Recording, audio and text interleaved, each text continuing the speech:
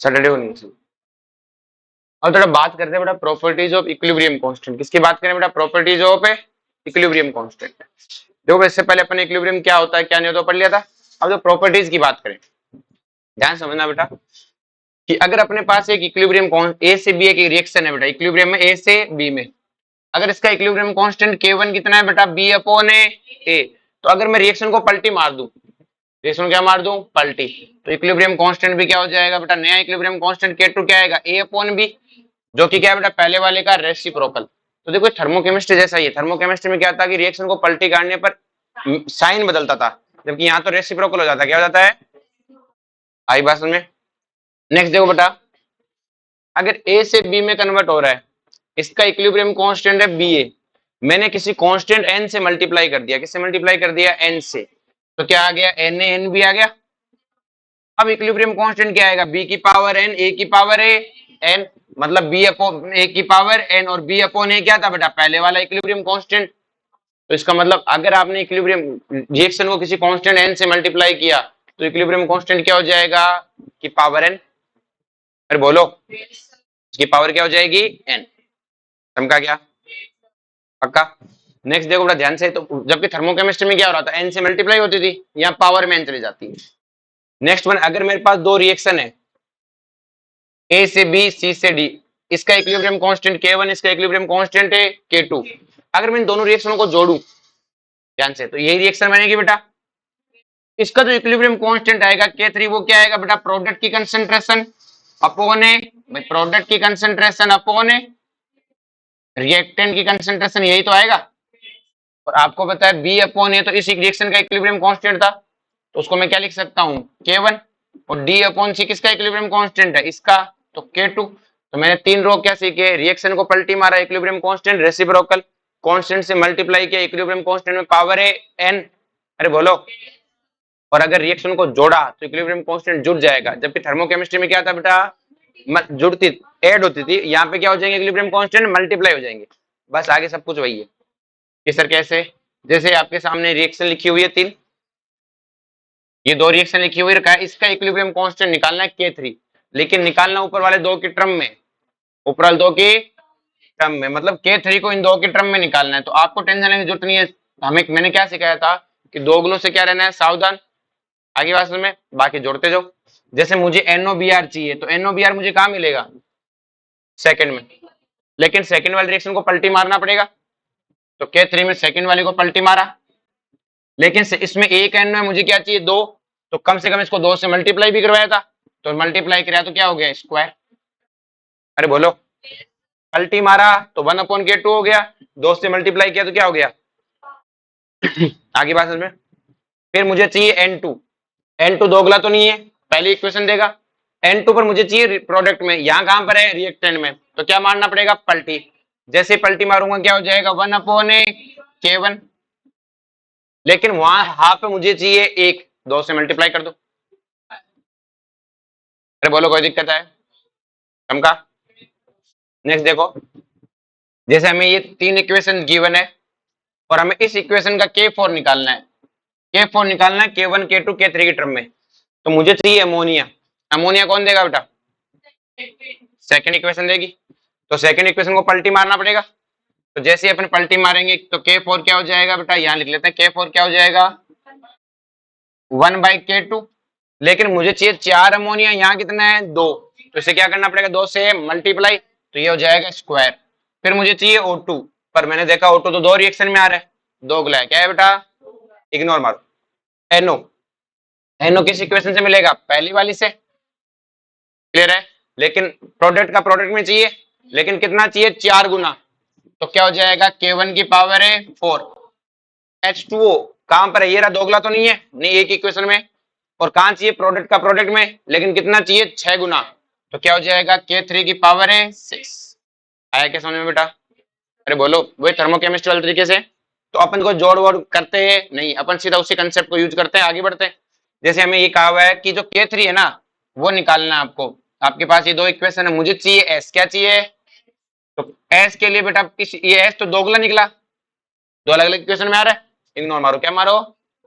फिर H2 minus, देखो H2, ये देखो ये H2 माइनस है और ये H2 माइनस पहले वाली इक्वेशन से मिलेगा, लेकिन कब मिलेगा, पलटी मारूंगा, तो जैसे ही पलटी मारूंगा 1/12 है। अब मुझे चाहिए H3 माइनस, ये मुझे कहाँ मिलेगा, सेकंड इक्वेशन से, और कोई पलटी मारने की जरूरत है, समझा क्या। नेक्स्ट में ग्राफिकल रिप्रेजेंटेशन ऑफ इक्विलिब्रियम। तो देखो बेटा एक्स एक्सिस पे तो हमने टाइम ले रखा है, क्या ले रखा है, टाइम, टाइम के साथ साथ चलती रिएक्शन। ये आर और सी का मतलब है एक बार मैंने रेट लिया है, क्या लिया है, रेट, मतलब मैंने कंसंट्रेशन भूल जाओ, रेट पे बने हुए ग्राफ है, किस पे बने हुए, मैं सी मिटा देता हूं एक बार के लिए, जैसे कंसंट्रेशन हटा दी।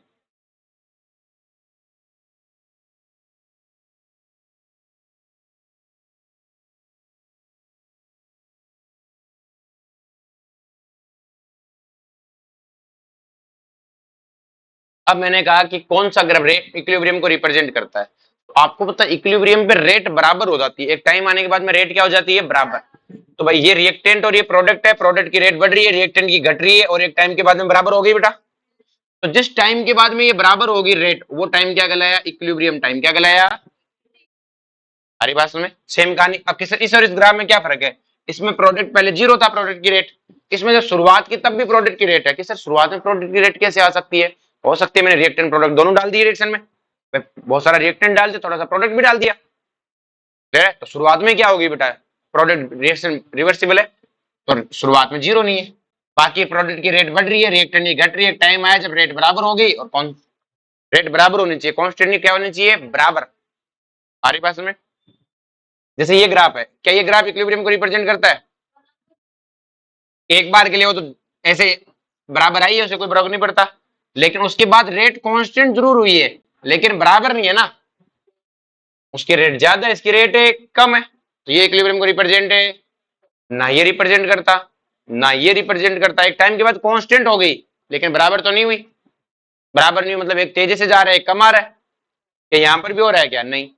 इसमें देखो बेटा दोनों की रेट बराबर हो रही है एक टाइम के बाद में, लेकिन दोनों एक साथ बढ़ नहीं सकते, एक घटना चाहिए कि बढ़ना चाहिए, अरे बोलो। तो ये ग्राफ किसके बीच में थे, रेट वर्सेस टाइम के लिए थे। अगर मैं इन सब में रेट हटा दूं और कंसंट्रेशन ले लूं, क्या ले लूं बेटा,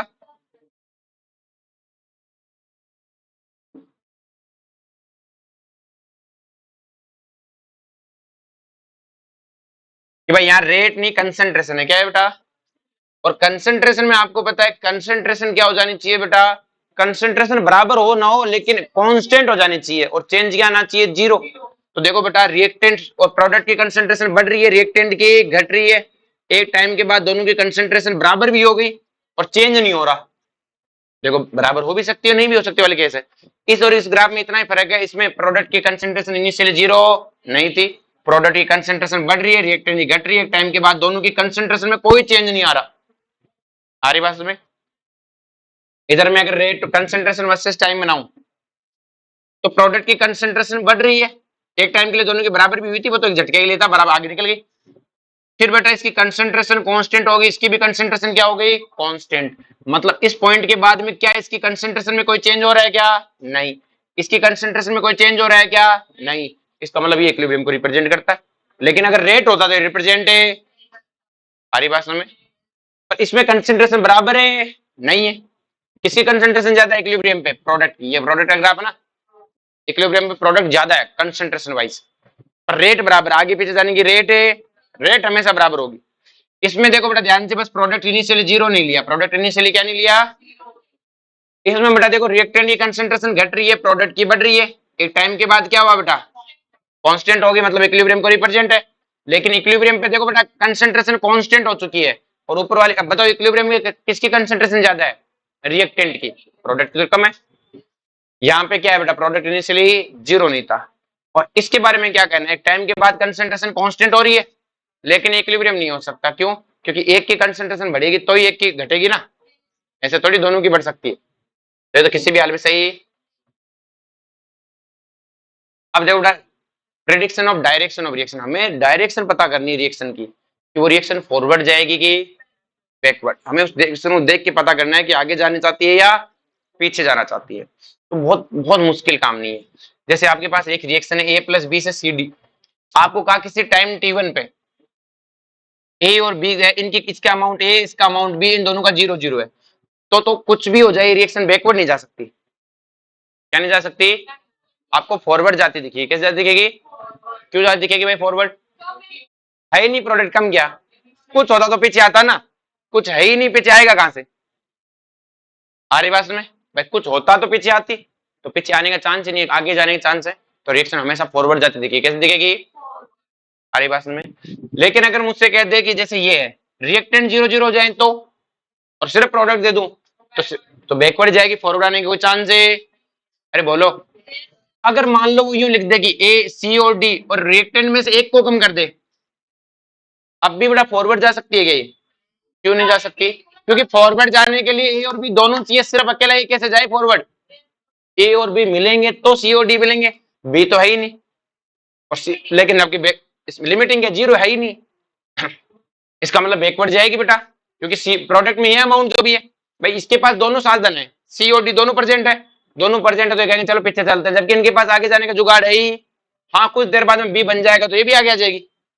अरे बोलो, अगर मैं ए और बी रिएक्टेंट तो दूं, प्रोडक्ट में से एक नहीं दूं, तो क्या ए और बी मिलकर प्रोडक्ट में जाएंगे?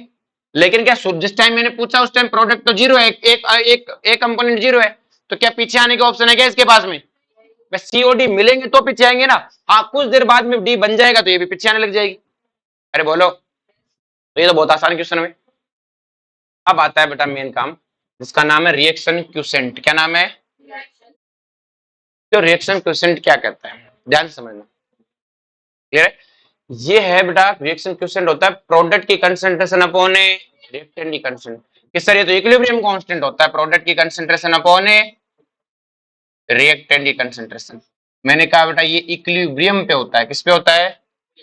अब इक्विलिब्रियम है तब तो हम प्रोडक्ट और रिएक्टेंट की कंसंट्रेशन रेशियो को क्या बोलते हैं? Equilibrium constant. लेकिन जब इक्विलिब्रियम नहीं है तब क्या होगा? तब उस चीज को क्या बोलेंगे? क्यूसेंट।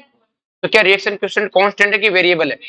वेरिएबल है, हर जगह नया नहीं आएगा भाई, हर जगह डिफाइन है। तो एक रिएक्शन चल रही है तो हर पॉइंट पे डिफाइन है, तो लेकिन इक्विलिब्रियम आने थे कौन डिफाइन है? Equilibrium constant. मतलब इक्विलिब्रियम कांस्टेंट जब आएगा, ये प्रोडक्ट अपॉन रिएक्टेंट का फॉर्मूला इक्विलिब्रियम कांस्टेंट होता है। इसका मतलब रिएक्शन क्यूसेंट उस पॉइंट पे किसके बराबर हो जाता है? इक्विलिब्रियम पे।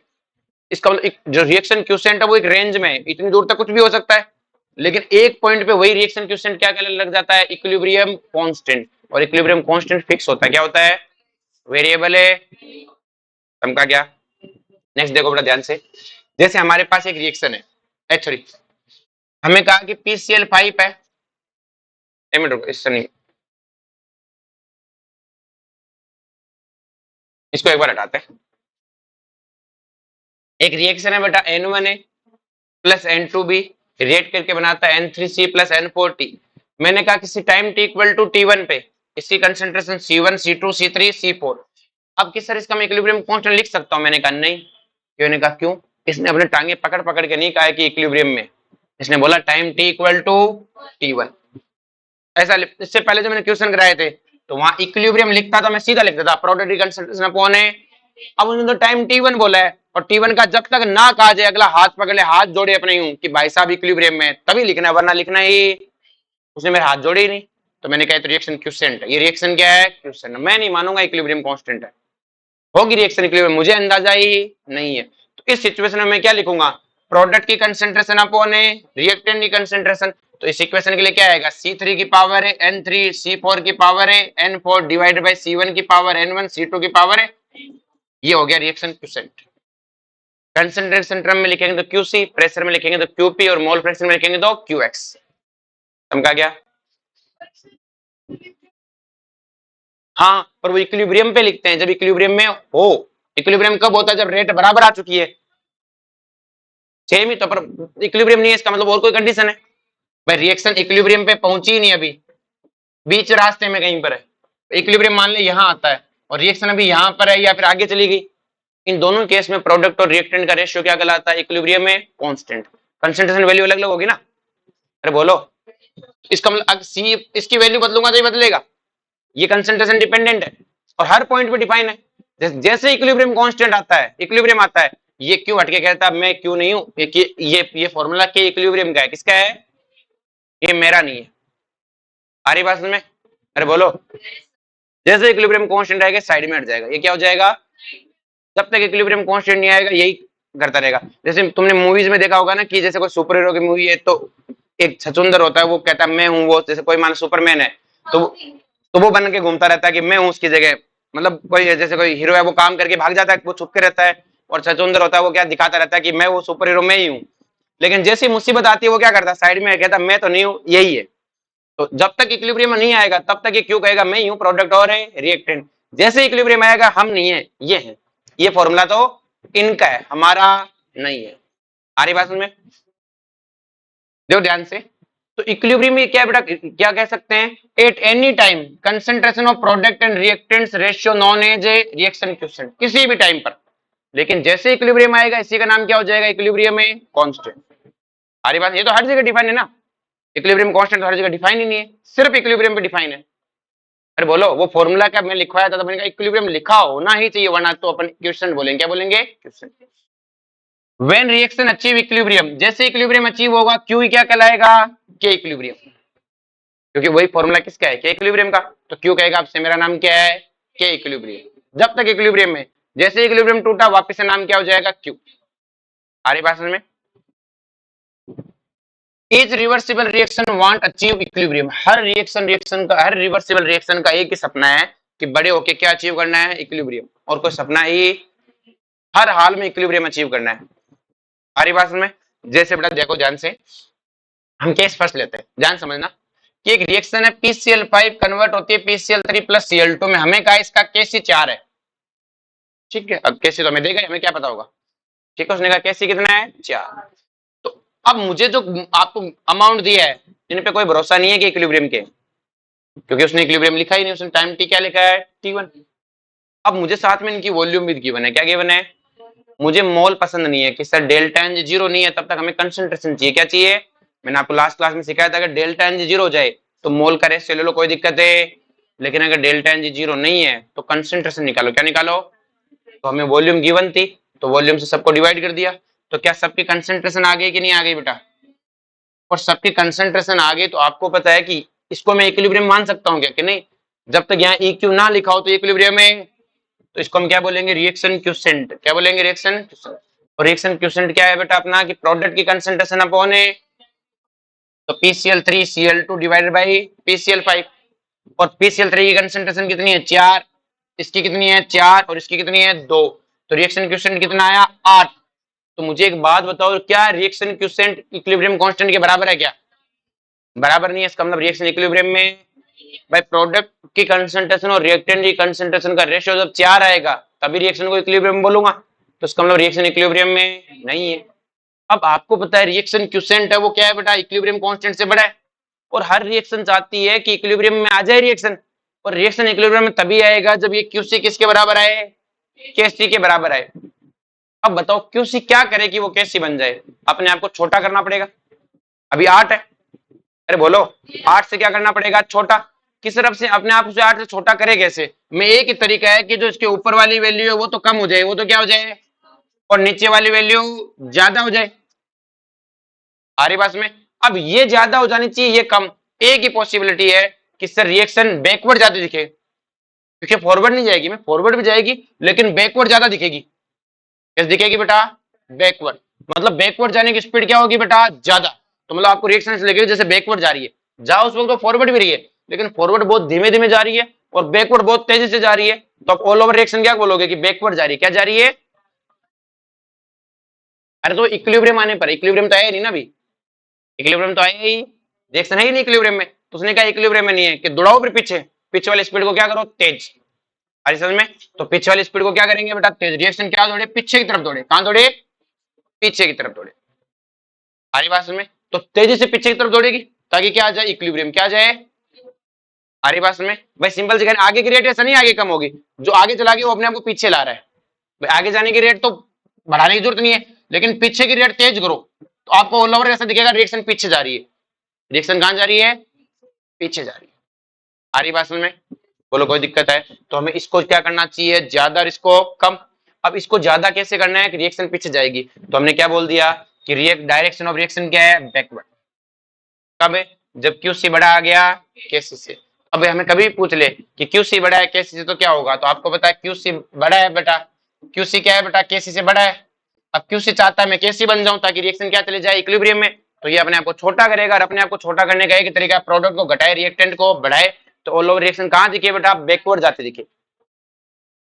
एक क्वेश्चन तो यही पूछता है। अगला पूछता है कि वो बैकवर्ड तो जा रही है, जब इक्विलिब्रियम आएगा तब नई कंसंट्रेशन क्या होगी। तो हमें पता है बेटा कि ये रिएक्शन है बेटा 2 मोलर 4 मोलर 4 मोलर कंसंट्रेशन थी। आपने कहा रिएक्शन बैकवर्ड चल पड़ी, रिएक्शन क्या चल पड़ी, बैकवर्ड। क्लियर है। तो अगर रिएक्शन बैकवर्ड जा रही है, क्लियर है, और अगर बैकवर्ड जा रही है तो हम क्या कहेंगे बेटा कि इसमें से अमाउंट घटेगा, तो किसी में से घटा दो, कोई दिक्कत है। तो हमने कहा इसमें से एक्स गया, कितना गया कि सर लिमिटिंग और मीटिंग नहीं देखना क्या, मैं जरूरत नहीं पड़ेगी कि क्यों, मैं जीरो तो कोई होना ही नहीं है, क्योंकि इक्विलिब्रियम में क्या है बेटा, ऐसा थोड़ी प्रोडक्ट जीरो हो जाएगा, जीरो जीरो कोई होना ही, रिवर्सिबल है ना, आगे पीछे बराबर चलती है। तो मैंने कहा इसमें से एक्स गया, नहीं नहीं बराबर तो नहीं चल रही, लेकिन जब ऐसा थोड़ी जीरो हो जाएगा, कभी जीरो होने वाला नहीं है भाई, ये कम होने लगेगा तो आगे बढ़ जाएगा। तो मैंने कहा इसमें से एक्स अमाउंट गया, तो बचा कितना 4 माइनस एक्स। अब आपको बाबूलाल वाला मेथड सिखाया था बेटा, इसका गया अमाउंट कितना है एक्स, स्टोइकियोमेट्री कितना है एक, तो बाबूलाल कितना है एक्स, इसका स्टोइकियोमेट्री कितना है एक, और बाबूलाल कितना है एक्स, तो इसका भी कितना बचेगा 4 माइनस एक्स। किसरे तो प्रोडक्ट थे, मैं अब प्रोडक्ट की तरह नहीं रिएक्टेंट की तरह बिहेव कर रहे हैं ना, इनमें से तो गया है भाई, इसका एक्स जाएगा तो इसका भी एक्स जाएगा, क्योंकि इसके एक पे इसका एक जाता है, तो 4 माइनस एक्स 4 माइनस एक्स, इनका एक्स गया तो क्या इसका एक्स बनेगा, तो ये क्या हो जाएगा 2 प्लस ए। अरे बोलो कोई दिक्कत है। अब मुझे पता है रिएक्शन कब तक पीछे दौड़ेगी बेटा, जब तक इक्विलिब्रियम ना आ जाए, मतलब ये जो मैंने लिखा है ये इक्विलिब्रियम के बराबर है भाई, रिएक्शन पीछे एक्स की एक्स तब तक, मतलब रिएक्शन पीछे तब तक दौड़ती रहेगी जब तक इक्विलिब्रियम ना आ जाए। मतलब अब ये जो मैंने कंसंट्रेशन लिखी ये कहां की कंसंट्रेशन है, इक्विलिब्रियम की कंसंट्रेशन। और अगर ये इक्विलिब्रियम की कंसंट्रेशन है तो क्या मैं इस कंसंट्रेशन रेशियो को इक्विलिब्रियम कांस्टेंट के बराबर लिख सकता हूं, मैं ऐसा लिख सकता हूं प्रोडक्ट की कंसंट्रेशन अपॉन रिएक्टेंट की कंसंट्रेशन। ये क्या हो गया केसी। अब तुम में से एक एक आधा रोएगा, एग्जाम में रोएगा, अभी तो नहीं रो रहा कि सर रिएक्शन बैकवर्ड चल पड़ी, तो ये तो रिएक्टेंट हुए ना। अरे बोलो, अरे हाँ ये नाम बोलो तो सही। और अगर बेटा ये रिएक्टेंट हुए तो रिएक्शन को बैकवर्ड क्यों बोल रहे हो, फिर फॉरवर्ड बोलो, बात वही पड़ेगी। आपने बैकवर्ड बोल दिया ना आज समझ में। अरे बोलो भाई, गाड़ी यूं चल रही है तभी तो आप बोलते हो रिवर्स चल रही है, हैं? आपको मतलब मोड़ के जाना है तो गाड़ी को अगर आपने मोड़ लिया तो फिर यूं बोलोगे ना फॉरवर्ड बढ़ रही है। आप बोल रहे हो रिवर्स चल रही है, इसका मतलब गाड़ी उल्टी चल रही है तभी तो रिवर्स बोल रहे हो, हमारी पास में। तो मैंने बोल दिया बैकवर्ड चल रही है, कहानी खत्म, हो गया काम। अब इसको रिएक्टेंट बोलने की जरूरत है तो ये प्रोडक्ट ही, क्योंकि बेटा वरना काम उल्टा हो जाएगा। क्योंकि अगर आपने इसको उल्टा किया, कई बच्चे क्या करते हैं कि इसको पहले रिएक्टेंट बनाते हैं, भाई बैकवर्ड चल पड़ी तो इसको रिएक्टेंट बनाओ उसको प्रोडक्ट बनाओ, तो ये केस से भी उल्टा हो जाएगा रिएक्शन का। आपको पता रिएक्शन को उल्टे करते केस से भी तो बदलना पड़ेगा। तो इतने लफड़े में पड़ी क्यों, जब आपने बोल दिया बैकवर्ड चल रही है तो ठीक है, मतलब गाड़ी का मुंह अभी भी इधर ही है, पीछे यूं रिवर्स चल रही है। अरे बोलो, तो प्रोडक्ट तो यही रहेगा, बस पीछे चल पड़ी, पीछे, तभी तो आपने बैकवर्ड बोला, वरना तो फॉरवर्ड बोलना था ना। आप अगर इसे रिएक्टेंट बोल चुके हो तो यहाँ बैकवर्ड क्यों बोल रहे हो, बोलो फॉरवर्ड जाएगी। आपने बोल दिया बैकवर्ड, मतलब प्रोडक्ट भी यही है, बस यूं पीछे चल रही है यूं। अब भी यही प्रोडक्ट रहेंगे, ये भी अब भी रिएक्टेंट, तो प्रोडक्ट अपॉन है रिएक्टेंट। और केसी की वैल्यू कितनी दी है बेटा 4। अरे बोलो, अब बेटा हमें क्या करेंगे, इसे ओपन करेंगे, इसको इधर मल्टीप्लाई कर देंगे, जैसे मल्टीप्लाई करेंगे तो बन जाएगा 8 प्लस 4x, और ये क्वाड्रेटिक बनेगी अपनी, और इस क्वाड्रेटिक को सोल्व करेंगे तो x की दो वैल्यू आएंगी, धीरे धीरे आचार्य लगाए लोगे। x की वैल्यू 11.5 और 0.75। अब मुझे एक चीज पता है कि x never be negative, x कभी भी नेगेटिव नहीं हो सकता। क्यों नहीं हो सकता रे, क्योंकि किसी का अमाउंट नेगेटिव नहीं होता। -5 पीछे गए ये कोई मतलब थोड़ी, अमाउंट -5 में नहीं हो सकता, तो x कम से कम तो 0 है। लेकिन x बेटा कभी भी 4 से जिससे भी, जैसे मैंने 4 माइनस एक्स किया है, तो x कभी 4 से बड़ा नहीं हो सकता, क्योंकि अगर मान लो x की वैल्यू आपने 5 ली तो इसका मतलब ये नेगेटिव में बचा, किसी का अमाउंट नेगेटिव में। मान लो ऐसा होता 6 माइनस एक्स, तो x 6 से बड़ा नहीं हो सकता था। 1 माइनस एक्स होता तो x किससे बड़ा नहीं हो सकता था, 1 से। तो अभी मुझे पता है कि यहाँ पे x को किससे माइनस कर रहा हूँ 4 से, तो x 4 से बड़ा।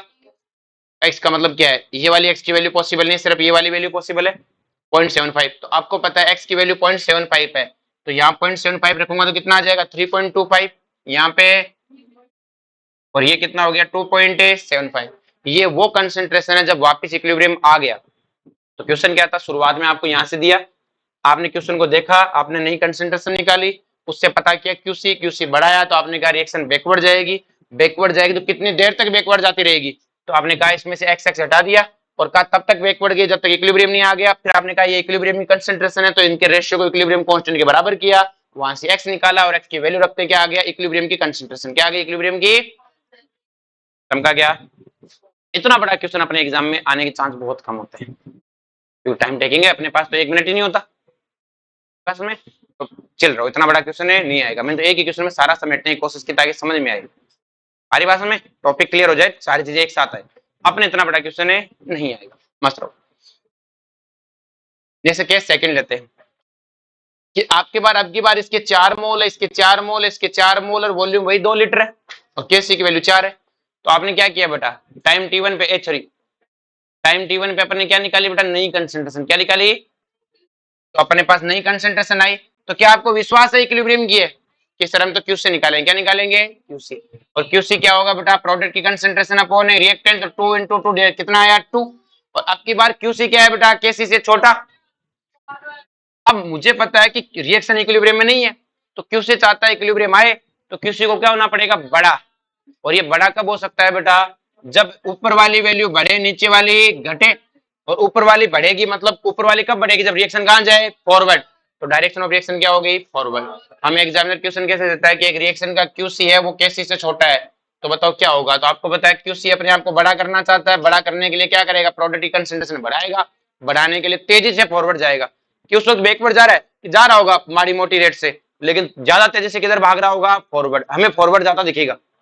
अरे बोलो, अब आपको पता लग गया फॉरवर्ड जा रही है, फॉरवर्ड जा रही है तो अब आपसे पूछता नई कंसंट्रेशन बताओ जब वापस इक्विलिब्रियम आएगा, तो मैंने कहा 2 2 2 कंसंट्रेशन है, तो अब फॉरवर्ड जा रही है तो इसका कुछ एक्स अमाउंट जाएगा, इसका भी एक्स बनेगा, इसका भी, इस सर कैसे, वही बाबूलाल मेथड जो मॉल में पढ़ाया था, तो ये कितना बन जाएगा 2 + x, और ये भी क्या हो जाएगा 2 + x, और ये रिएक्शन कब तक फॉरवर्ड गई, जब तक इक्विलिब्रियम में नहीं आ गया, और जब इक्विलिब्रियम आ गया तो मैंने कहा ये इक्विलिब्रियम की कंसंट्रेशन है, और इक्विलिब्रियम में कंसंट्रेशन है तो इक्विलिब्रियम कांस्टेंट क्या होता है, प्रोडक्ट की कंसंट्रेशन अपॉन रिएक्टेंट, और यहाँ सोल्व करने पे आपको फिर से क्या आएगा बेटा, x, और x क्या है 0.5, चमका क्या, x 0.5 आया, मैंने x की वैल्यू रख दी, नहीं क्या आ गई बेटा, कंसंट्रेशन।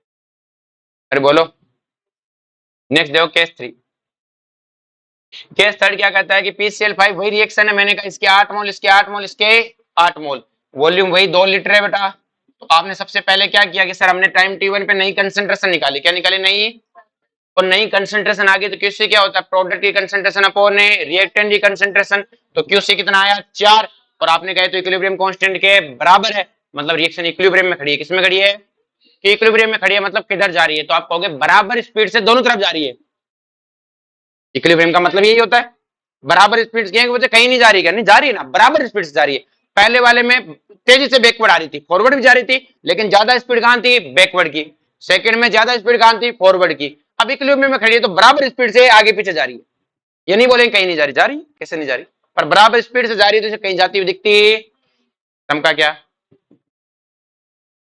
नेक्स्ट वर्ड आता है बेटा डिग्री ऑफ डिसोसिएशन, क्या आता है, एंड एसोसिएशन, इनको अच्छे से पढ़ने, सॉल्यूशन चैप्टर में इलेक्ट्रॉन बहुत काम आते हैं, तो डिग्री ऑफ डिसोसिएशन और एसोसिएशन की बात करें, ध्यान समझना कि मेरे पास एक रिएक्टेंट है, उसका टाइम t = 0 पे a मोल था, टाइम t1 पे इसमें से x अमाउंट चला गया, कितना अमाउंट चला गया, अगर इसका x अमाउंट चला गया तो इसका x बनेगा, तो x क्या है बेटा, अमाउंट डिसोसिएट फ्रॉम a मोल या a मोलर, एक a मोल, अगर a मोल दिया तो a मोल, और कंसंट्रेशन दिया तो a मोलर, मतलब 2 मोलर कंसंट्रेशन से चला गया या फिर 2 मोल से चला गया, जो भी दिया है, 4 मोल से चला गया, 4 मोलर से चला गया, 6 मोल से चला गया, 10 मोलर से चला गया, किसी गिवन कंसंट्रेशन में से गया अमाउंट x है, तो आपको पता है a पे कितना गया x, तो 1 पे कितना जाएगा, इसी को बोलते हैं अल्फा, इसी को क्या बोलते हैं, तो अल्फा क्या है कि पर मोल कितना डिसोसिएट हुआ, ये तो a मोल पे डिटरमाइन हुआ ना x, में a में से x चला गया, a में से क्या चला गया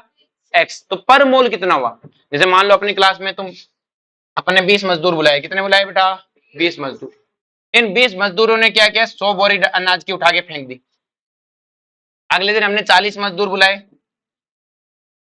इन सब ने मिलके बेटा 120 बोरी फेंकी, तो ऑफकोर्स आपको लगेगा सर इन 40 मजदूरों ने काम ज्यादा किया, इन्होंने 140 बोरी फेंकी है, लेकिन आप देखो पर मजदूर तो यहाँ कितनी जनों एक मजदूर ने कितनी बोरी फेंकी है, 3, जबकि यहाँ एक मजदूर ने कितनी फेंकी है, 5। तो पर मोल ज्यादा डिसोसिएशन मजदूरों ने काम कहाँ किया, वहां पे, यहाँ पे कम हुआ है। अरे बोलो, सेम कहानी है। तो पर मोल और टोटल मोल डिसोसिएशन में फर्क होता है बेटा। एक्स तो क्या होता है भाई, ये तो यहाँ 40 मजदूरों ने 120 फेंकी तो ये एक्स है, ये भी क्या है बेटा एक्स। तो आपको क्या लगेगा यार ये 40 मजदूर काम किए, इन्होंने 120 बोरियां फेंकी है, लेकिन कोई पढ़ा लिखा आदमी क्या कहेगा, नहीं ये काम किए, इन्होंने तो एक दिन 3 ही बोरी फेंकी है। अरे बोलो समझा क्या, यही फर्क है अल्फा और एक्स में। तो अल्फा क्या होता है, कैसे निकालते हैं कि सर कुछ करना नहीं होता, गया अमाउंट अपॉन ए, गया अमाउंट अपॉन ए इनिशियल अमाउंट, क्या कहलाता है अल्फा। अरे बोलो,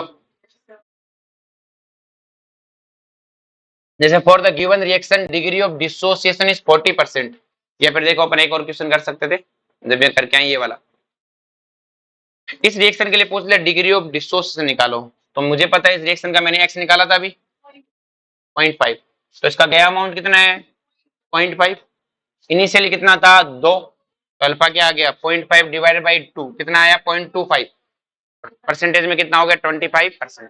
तो ये पर मोल 25% टूटा है, पर मोल कितना टूटा है, किसी में भी निकाल सकते हैं, क्योंकि आप कंसेंट्रेशन लोगे तो कंसेंट्रेशन तो वॉल्यूम से वॉल्यूम कट जाएगी ना, एक्स भी कंसेंट्रेशन ए भी कंसेंट्रेशन, तो एन अपॉन वी, इसको भी ए अपॉन ए वी से भी कट जाएगा ना, चाहे मोल में लो चाहे concentration low doesn't matter, x alpha को लेना देना पर मोल पर कंसेंट्रेशन एक ही बात। रिएक्टेंट का इसका है जिसमें से गया है। अब जैसे हमें कहा कि for the given reaction degree of dissociation is 40%, लेकिन ये 40 अब अल्फा हर जगह का डिफाइन है 20% 30%, लेकिन कहा जब इक्विलिब्रियम आता है तब 40% है, तो मतलब इक्विलिब्रियम की बात कर रहा है। अरे बोलो, फाइंड आउट इक्विलिब्रियम कांस्टेंट, कहता है इक्विलिब्रियम कांस्टेंट निकालो, तो हमें नहीं पता अल्फा अल्फा अपन नहीं जानते, अपने को तो एक चीज आती है, अच्छा वैल्यू, तो अपने को इसका क्या है 4 मोलर कंसेंट्रेशन है, कितनी कंसेंट्रेशन है 4 मोलर, तो 4 0 0 4 माइनस एक्स एक्स, तो के इक्विलिब्रियम क्या होगा प्रोडक्ट की कंसेंट्रेशन अपॉन ए रिएक्टेंट की कंसेंट्रेशन।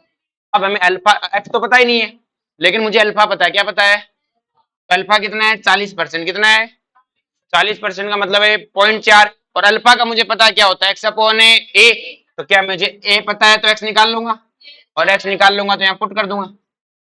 अब मुझसे अगर अल्फा पूछता इक्विलिब्रियम कांस्टेंट देखता इक्विलिब्रियम का अल्फा निकालो, तो मैं इक्विलिब्रियम कांस्टेंट से एक्स निकालता और एक्स से अल्फा निकालता, मैं मेरी इक्वेशन में कहीं अल्फा यूज नहीं करता, इस पपूंद को मैं अपने पास रहने ही नहीं देता। अगर वो बोलता कि डिस्टोर्शन 30% है लेकिन ये इक्विलिब्रियम नहीं देता, कहता किसी टाइम पे 30% डिसोसिएट है, तो मैं क्यू से निकालता, फिर मैं क्या निकालता, क्योंकि अल्फा 30% है, तो वो जो एक्स निकालता वो तो किसी गिवन टाइम का निकालता, इक्विलिब्रियम का नहीं होता। भाई यहाँ 40% इक्विलिब्रियम नहीं लिखा होता, तो मैं इसको कैसे नहीं बोल के क्या बोलता,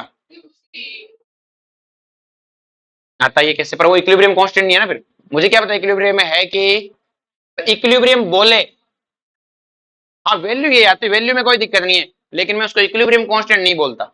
इक्विलिब्रियम कांस्टेंट तभी बोलता जब वो इक्विलिब्रियम लिख के देता, मेरे हाथ पकड़ के जोड़ता मेरे कि भाई ये इक्विलिब्रियम का ही है, तो ही मानूंगा मैं, वरना मेरे पास कोई सबूत है, या फिर मैं कैसे मानूंगा, मैं क्यू से निकालूंगा, और क्यू सी अगर आपके गिवन केस के बराबर आ गया तो मैं कह दूंगा इक्विलिब्रियम में। हमारी बात या तो वो खुद रोए कि इक्विलिब्रियम में खड़ी रिएक्शन, या फिर मैं तो क्यू से निकाल लूंगा और ये आपके गिवन केस के बराबर आया तो कहूंगा इक्विलिब्रियम है, वरना मैं साफ सामना कर दूंगा।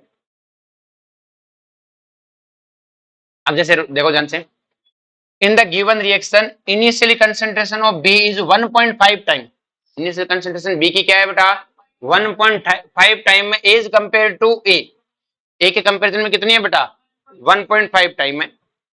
Eight the equilibrium concentration of A become equal to concentration of A D, find out equilibrium constant, आपको क्या निकालना है इक्विलिब्रियम में कांस्टेंट। तो देखो बेटा ध्यान से,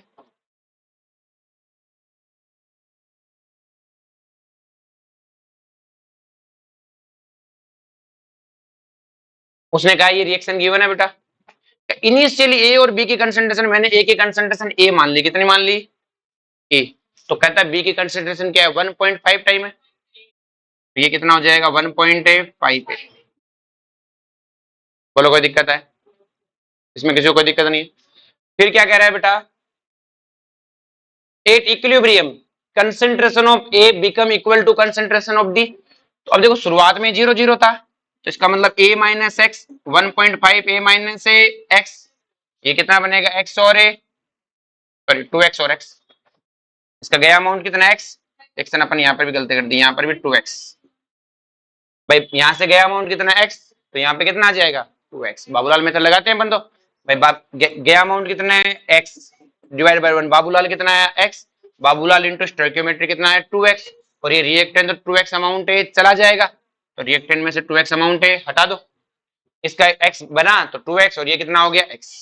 अब वो कहता है इक्विलिब्रियम जब आया, मैंने कहा ये चलता चलता इक्विलिब्रियम आ गया, आएगा कहीं ना कहीं x की वैल्यू तो फिक्स नहीं कर रखी, जब आएगा तब की बात है।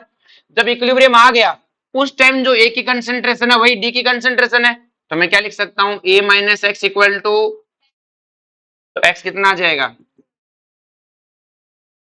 a/2, x की वैल्यू आ गई, और x की वैल्यू आ गई तो पुट कर दो, क्या कर दो, और जैसे मैं यहाँ पुट करूंगा तो यहाँ क्या आएगा a/2, यहाँ क्या आएगा a/2 से a कट गया पॉइंट, यहाँ पर भी a/2 बचेगा। अरे बोलो x की वैल्यू a/2 रखो, 2 से 2 कट जाएगा, a 1.5 में से a गया तो a/2 बचेगा, यहाँ a/2 रखते कितना आएगा a, और यहाँ पे कितना आएगा, अरे बोलो। तो अब मैंने कहा इक्विलिब्रियम की कंसंट्रेशन है, भाई ये रिएक्शन कब तक हुई है, जब तक इक्विलिब्रियम है, उसने बोला नहीं इक्विलिब्रियम पे होगा ऐसा। अरे बोलो। अब आपको पता है बेटा प्रोडक्ट की कंसंट्रेशन क्या है बेटा, ए स्क्वायर इंटू a/2, इधर क्या आएगा बेटा a/2 इंटू a/2 का स्क्वायर। अरे बोलो, स्टोइकियोमेट्री तो चलता ही है पावर में, तो ये तो a/2 से a/2 कट जाएगा, a स्क्वायर से a स्क्वायर कट जाएगा, 4 ऊपर चला जाएगा, कैसे कितना आ जाएगा 4। और वैसे एक बात बताऊं, मुझे अगर ये कंसंट्रेशन जगह मोल भी बोलता तो मुझे दिक्कत नहीं थी, क्यों, डेल्टा एन जी 0 है, मुझे कोई दिक्कत नहीं, मतलब ये केसी भी है, केपी भी है और केएक्स भी है। आ रही बात में?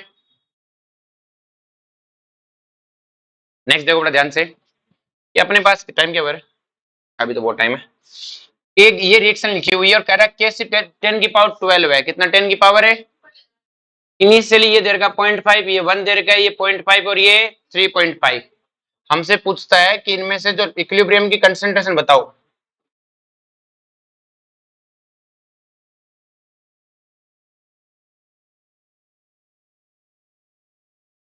हमसे क्या पूछेगा बेटा, इक्विलिब्रियम की कंसंट्रेशन बतानी है, कहां की बतानी है आपको, ये इक्विलिब्रियम है कि नहीं आपको क्या पता, किसी कुछ बताया नहीं तो मैं तो नहीं मानूंगा इक्विलिब्रियम है।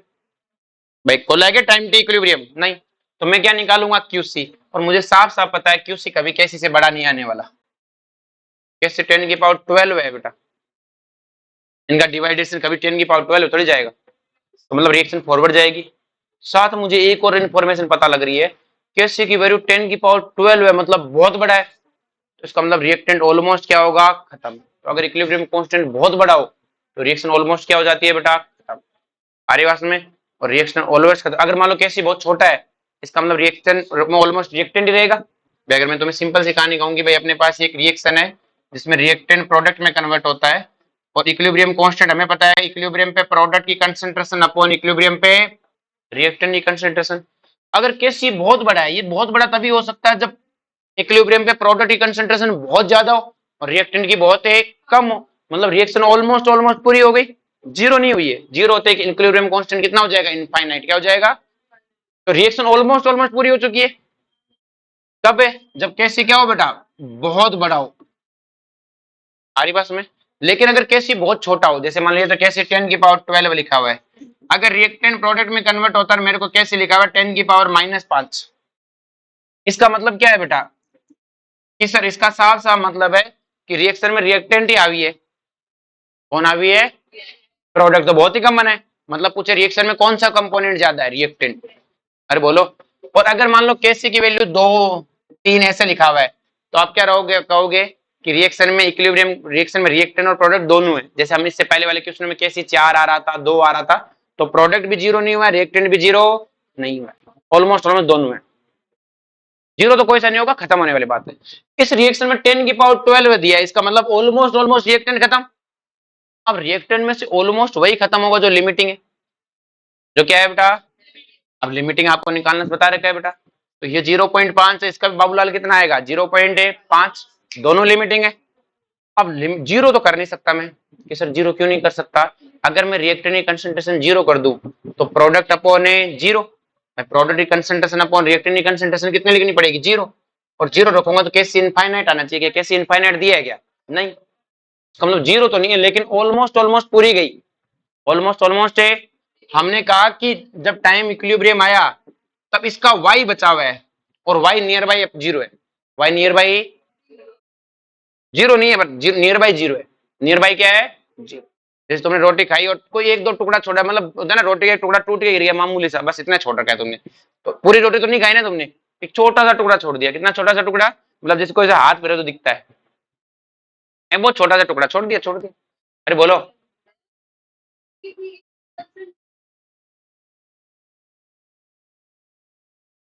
बेटा जीरो इसलिए नहीं हो सकता, बोले इनफाइनाइट लिख देता, हाँ तो हो सकते, पर वो इक्विलिब्रियम नहीं रहेगा फिर, क्योंकि इसका मतलब क्या, रिएक्टेंट तो बचा ही नहीं, रिएक्शन तो एक तरफा गई, पर नियर बाई जीरो जा सकती है, नियर बाई क्या जा सकती है जीरो, हमने कहा वो वैल्यू वाई है, वो कितनी है वाई।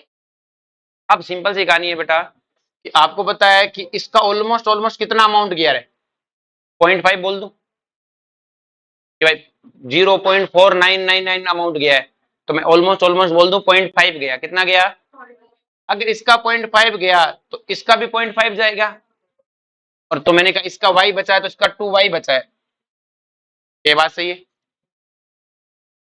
स्टोइकियोमेट्री दुगुना है ना इसका, भाई इसका ऑलमोस्ट इसका y बचा तो इसका कितना बचा है 2y, क्योंकि दोनों लिमिटिंग थे। अब मुझे पता है इसका ऑलमोस्ट ऑलमोस्ट 0.5 गया है, छोटी छोटी बातों को सीरियस नहीं लेते हम, क्या मानेंगे ऑलमोस्ट ऑलमोस्ट कितना गया है 0.5, अगर इसका 0.5 गया तो इसका कितना बनेगा 0.5 बनेगा, इसका भी कितना बचेगा बनेगा, तो इसका नया कितना आ जाएगा एक, और इसका कितना आ जाएगा 4, हमने कहा ये नई इक्विलिब्रियम कंसंट्रेशन है, अरे बोलो, हम इसका ऑलमोस्ट ऑलमोस्ट y बचा है तो इसका 2y बच गया, ये दोनों लिमिटिंग थे, पर गया तो 0.5 ही है, कि सर इसका तो बन गया है, मैंने कहा बाबूलाल देख 0.5 ही, बाबूलाल कितना है 0.5, और बाबूलाल से निकालते हैं इसका 0.5, इसका भी 0.5, ऑलमोस्ट ऑलमोस्ट 0.499 निकलने में क्या फायदा है, अरे बोलो, अब मुझे पता है ये 1 बना और ये कितना बना 4, तो अब आपको पता है इक्विलिब्रियम कांस्टेंट आपको दिया हुआ है, तो प्रोडक्ट की कंसंट्रेशन अपॉन 2y का स्क्वायर, 0.5 y को थोड़ी माना है, 0.5 तो चला गया, बचा हुआ y है, बचा हुआ क्या है y बचा है ना, और ये किसके इक्वल है, इक्विलिब्रियम कांस्टेंट 10 की पावर 12 है, तो इसको सॉल्व, ये 4 से 4 कट जाएगा, तो ये क्या आ जाएगा बेटा y क्यूब इक्वल टू 1/10 की पावर 12 है, तो y कितना आ जाएगा बेटा 10 की पावर 4 माइनस 4, तो इसका मतलब ये कितना बचा है बेटा 0.0001, तो और हमने सही माना था एकदम कि y ऑलमोस्ट ऑलमोस्ट जीरो के राउंड ही बचा हुआ है, पर जीरो तो नहीं है। जैसे नेक्स्ट क्वेश्चन देखो, आपको लिखा हुआ है ए गैस प्लस 2b गैस मिलके सी गैस प्लस डी गैस बनाता है, सॉरी सामने इसका कैसे दिया हुआ है 4 इंटू 10 की पावर है 12, हमारे पास में 4 इंटू 10 की पावर है 12, तो सिंपल सी कहानी है बेटा कि मुझे पता ये 5 मोलर था, ये 2 मोलर था, कितना था बेटा 5 और 2 मोलर, ध्यान समझना, और ये 1 मोलर है, 1 मोलर है, ये हमें किसी टाइम t1 पे गिवन है, टाइम t1 पे क्या है गिवन। अब हमें Kc की वैल्यू देख के पता लग गया कि ऑलमोस्ट ऑलमोस्ट तो खत्म ही होना है, पर खत्म वो होगा जो लिमिटिंग है, तो इन दोनों में से लिमिटिंग कौन सा है, बी है, तो हमने कहा बी ऑलमोस्ट ऑलमोस्ट खत्म हो गया, ऑलमोस्ट ऑलमोस्ट क्या हो गया वाई, हमने कहा वाई बचा, वाई क्या है नियर बाई जीरो है, जीरो नहीं है बट नियर बाई जीरो है, तो ऑलमोस्ट ऑलमोस्ट बी का गया अमाउंट कितना है 2, स्टोइकियोमेट्री कितना है 2, तो बाबूलाल कितना आया 1, बाबूलाल कितना आया 1, गया अमाउंट अपॉन स्टोइकियोमेट्री, तो बाबूलाल कितना आया 1, बाबूलाल 1 आया, तो आपको पता है ए गैस है, बाबूलाल इसका स्टोइकियोमेट्री कितना है 1, बाबूलाल कितना है 1, तो 1 इंटू 1 कितना आया 1, मतलब इसका 1 1 गया, तो बचा कितना 4, वही मोल तो है, इसका बाबूलाल 1 आया, तो बाबूलाल स्टोइकियोमेट्री कितना है 1, तो बाबूलाल से मल्टीप्लाई किया तो बना अमाउंट कितना है 1, पहले से ही कितना था 1, अब कितना हो गया 2, अरे बोलो।